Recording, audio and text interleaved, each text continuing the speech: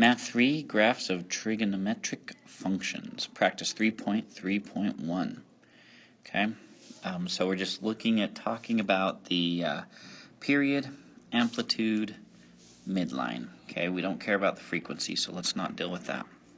So remember, when we talk about our functions and their equations, the amplitude times the sine or the cosine, b of x plus k. K is the midline, that's that vertical shift up or down. A is the amplitude, that's how far from the midline we go up or go down. And the period is connected to b, okay, when we're dealing with the equations like these three down here. Okay, so let's deal with those first. So if I look at 5, it's like 1 times the cosine of x plus 5 plus, okay, that x plus 5 is on the inside. That plus 5 would cause a phase shift. We're not worried about the phase shift. So it would just be amplitude of 1, midline of 0, and period. There's no number times x, so a normal period is just 2 pi. Okay, number 6, amplitude of 1/2, midline shift of -8, and then that 2 is b, and for the period you go 2 pi over b, so I'd go 2 pi over 2, 2's would cancel, leaving me with just a period of pi. Now number 7, that x minus 1 is our phase shift, we don't worry about it. So amplitude of 3, midline shift of +4, and then 2/5, I'd go 2 pi divided by 2/5. Okay, another way to write it would be like this. We know we can't do that, so we multiply by its reciprocal. 5 over 2, the 2's cancel, we're left with 5 times pi, so period of 5 pi. Okay?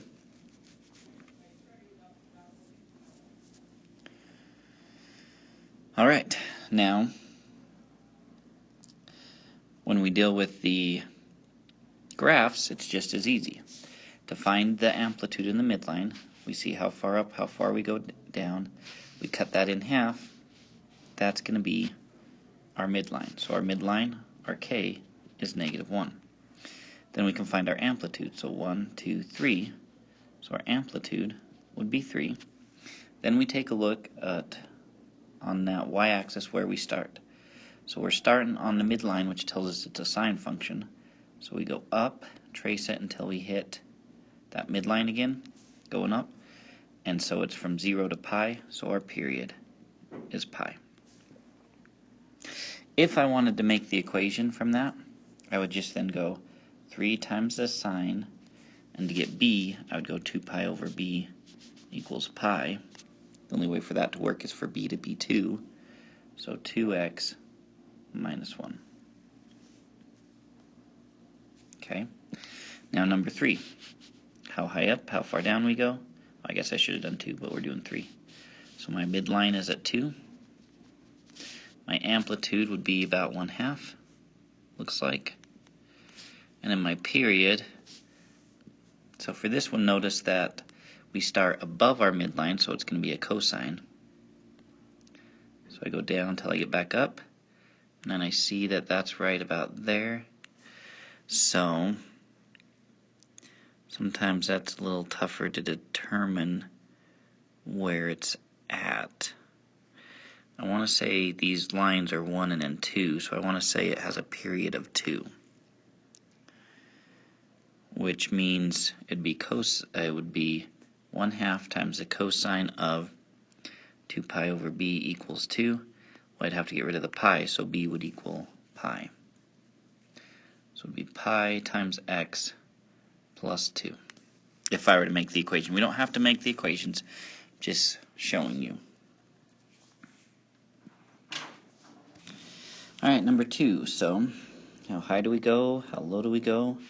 Cut that in half, be right there at -3. So our amplitude is 1, 2, 3, 4.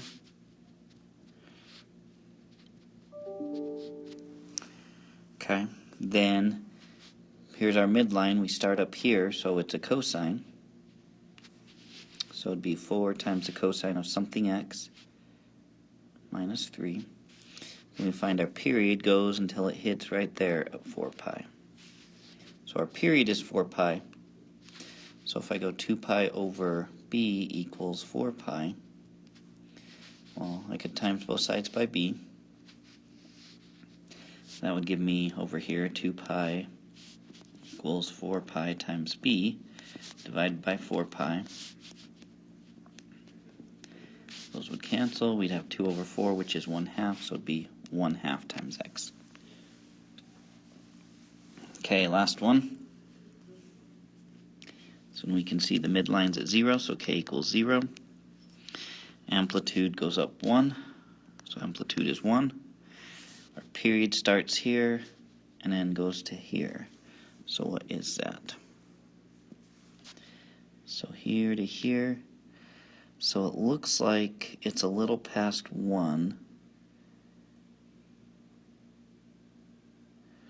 So my guess is this is where it can get tough to decipher the period of these because it's not on an easy number to see, is it? It's right there where it's crossing. So up there like this. So it'd be like 1.1 maybe. That's probably what I would just say to make it easy to see. About 1.1. Not sure if that's like pi over 3 maybe. Let me see what pi over 3 would be in a calculator. I bet that's what it is. That's 1.05. So I bet that's a period of pi over 3.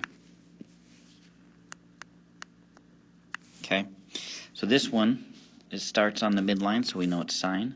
So it'd be 1 times the sine of, then we go 2 pi divided by b equals pi over 3. Cross multiply, b times pi equals 2 pi times 3 divided by pi. That's 3. 2 times 3 is 6, so b would equal 6. So 6x plus 0, so just like that. Sine of 6x. Okay? Now, the last 3 you didn't have to do, but just in case you tried, it says the function for the periodic motion of a spring is given. Determine the frequency of the spring or how many times it oscillates per second. Okay, frequency, we normally don't deal with that, but that is b over 2 pi. That'll get you your frequency. So if I just take the b here, 6 pi, and go 6 pi divided by 2 pi, 6 divided by 2 would give me 3. That means it oscillates 3 times per second. For this one, pi over 2 pi, those would cancel, leaving me with 1 over 2. So it would oscillate once every 2 seconds. Or it oscillates half the way every second. And this last one, 3/2 pi divided by 2 pi. Okay, I know the pi's would cancel. Make that a fraction. Flip it around. It'd be 3/4.